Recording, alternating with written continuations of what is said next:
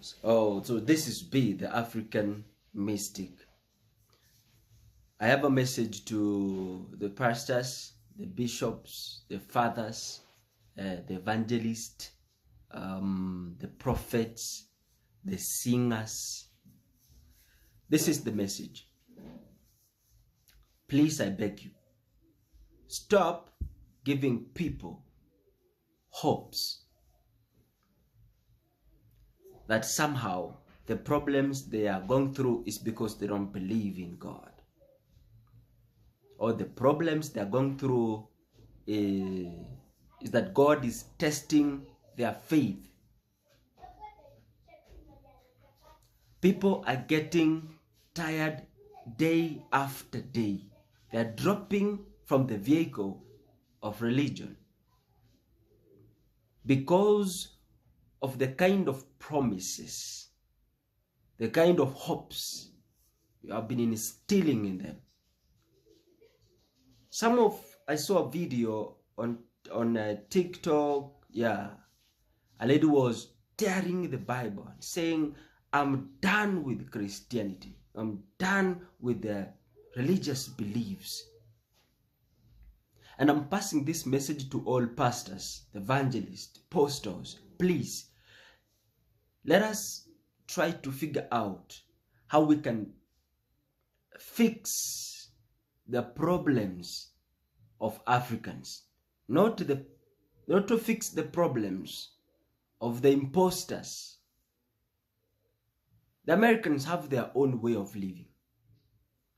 Americans have their own God. And I'm asking all the African pastors, please adjust and teach the people the way of life, how things are in relation. Maybe you can read a scripture, but relate it to our day-to-day life. Do not tell us that if I do not have faith, that God is not working on me. That if I do not believe, God is not working on me. That God is testing me. Who is that God testing people? Why is God testing his own people? He created us. We don't know him. You have never seen God one-on-one. Why should he test me?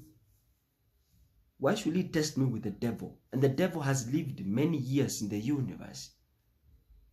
In heaven, in the universe, according to the prophetic books. So I will say that we need to find a different way we are supposed to translate the Bible to the people. Not telling people that God is going to do it. People have died hoping. People have dying believing. And they never know, they have never become. You see, so going to church and if you give with a cheerful heart, and God is going to open your doors. Tell people, you know what, this is it. Like from the childhood, oh, God is going to make you grow. God is going to open your ways. Oh, when you grow up, you know, the only thing I've come to realize pastors want us to do is to become pastors. We cannot all become pastors. We have to get that sense that we cannot all become evangelists, apostles, or prophets. Everybody in the universe is designed to accomplish what they are purported to accomplish. A person is designing clothes. They have that is their own mission they want to accomplish. They don't need to come to church for God to work miracles in their life. Oh no. They don't need to give for God to work miracles in their life or to make them abundant. Oh no. Actually, you cannot give what you do not have. And giving is a choice. Giving is not a must. You should not even tell people to give. They know they should give. It is not biblical teachings that will ignite people or make people give. People know that they are supposed to share. We have that sympathy in us. We have that humanity in us. And we know the obligation that we are supposed to adhere to. So when we are preaching the pulpit, please, I'm requesting If you do not figure things out, you are destroying Africa. You are destroying Africa using the Bible. Just as the missionaries used the Bible and they took our land.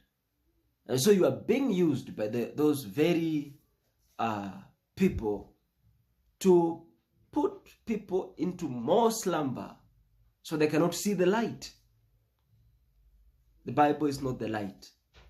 The light is in us. So awaken the light in the people to know the truth, to know what they're supposed to do.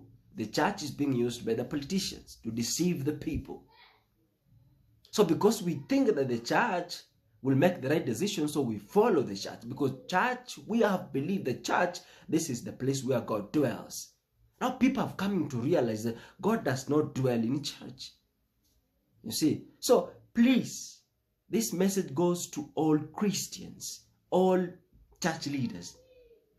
Please, you pastors, you apostles, you evangelists, prophets, stop giving us false prophets. God has said.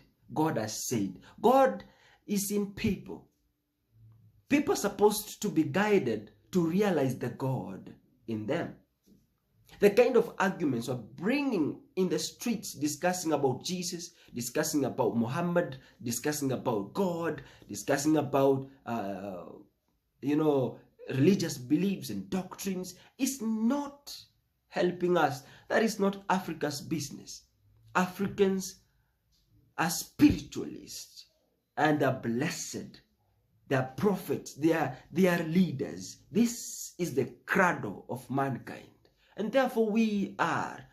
So don't take people away from who they're supposed to be. Believing ain't enough.